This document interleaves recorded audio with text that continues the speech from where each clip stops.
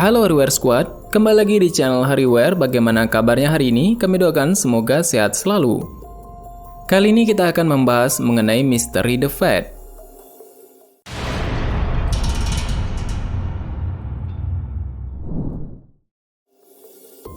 Siapapun pasti tahu, Amerika telah menjadi penguasa dunia lewat kebijakan-kebijakannya yang memiliki pengaruh besar di dunia.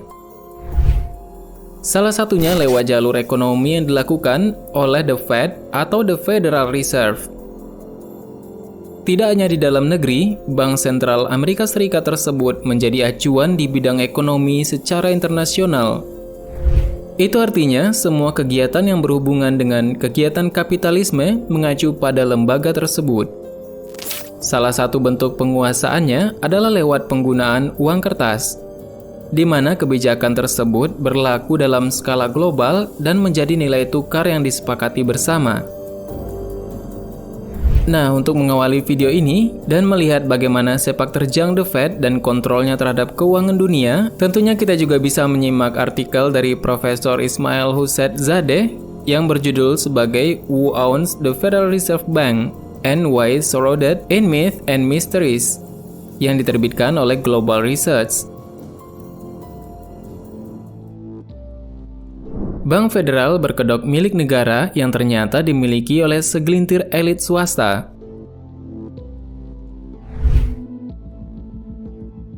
The Fed ini menyandang nama sebagai Bank Federal, seolah mencitrakan dirinya sebagai institusi keuangan milik publik.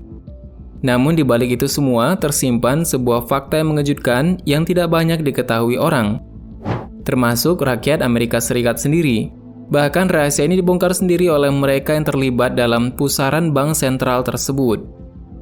Menurut anggota Kongres Louis McFadden, Ketua Komite Perbankan dan Mata Uang House pada tahun 1930-an mengatakan, ia menggambarkan Federal Reserve Banks merupakan praktik monopoli pribadi yang memangsa rakyat Amerika Serikat untuk kepentingan diri mereka sendiri dan pelanggan asing mereka, yang kebanyakan terdiri dari spekulan, penipu asing dan domestik, serta pemberi pinjaman uang yang kaya dan ganas.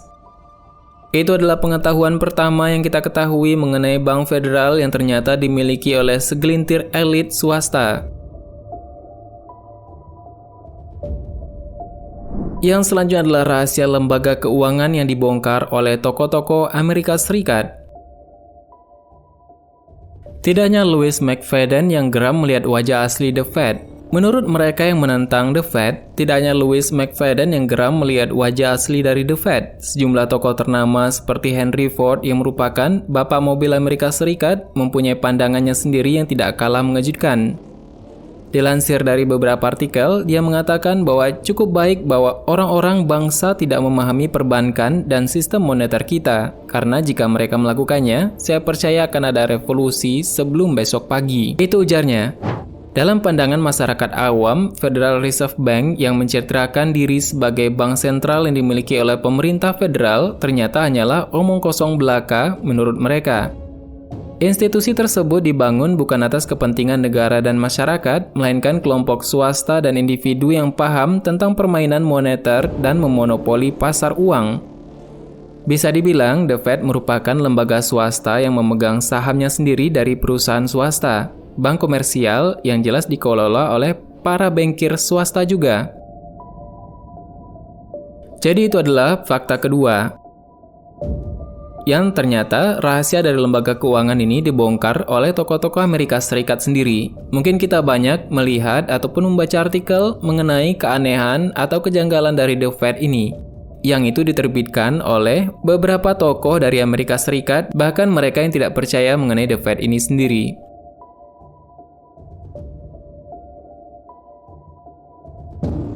Yang selanjutnya adalah keberadaannya sempat dihapus oleh Presiden Andrew Jackson.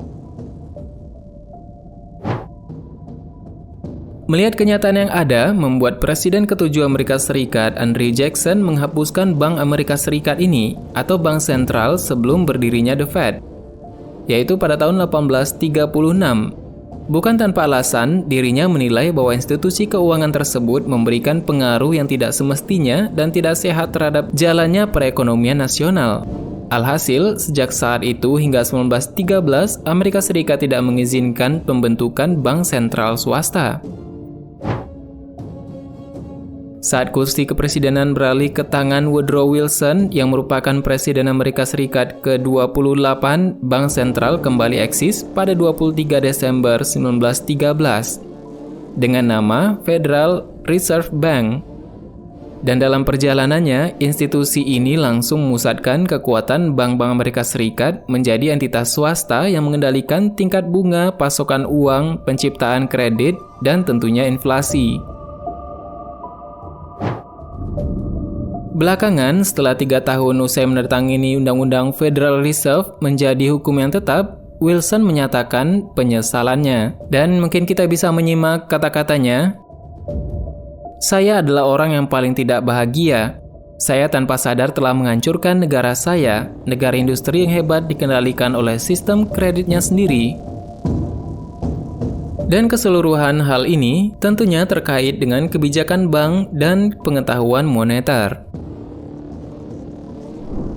Dan yang perlu kita ketahui selanjutnya adalah The Fed menjadi pengendali jalannya moneter dunia hingga saat ini. Kebijakan yang ditekan oleh Wilson akhirnya tetap berjalan dan berlaku hingga saat ini, bahkan pasca terjadinya Perang Dunia Kedua.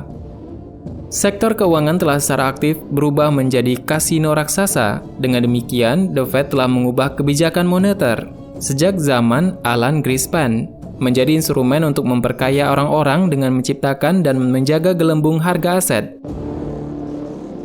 Tentunya ini bisa dibilang kebijakan moneter Fed telah secara efektif berubah menjadi sarana redistribusi dari bawah ke atas.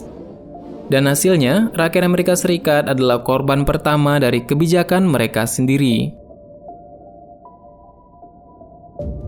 Jika di awal-awal keberadaan The Fed saja sudah dirasakan janggal oleh orang-orang Amerika Serikat sendiri, tentu mereka memiliki alasan yang masuk akal karena telah menyaksikan bagaimana bank sentral tersebut menjalankan kegiatannya.